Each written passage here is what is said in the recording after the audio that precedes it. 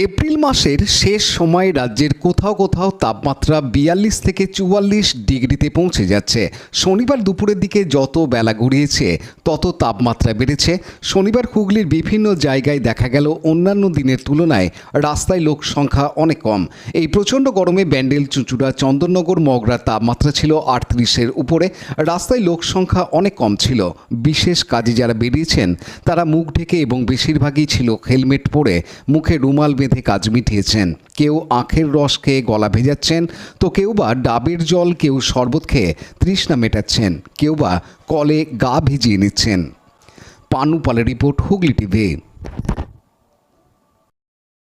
Like, share, subscribe করুন Hooghly TV. খবর এখন বুক পকেট।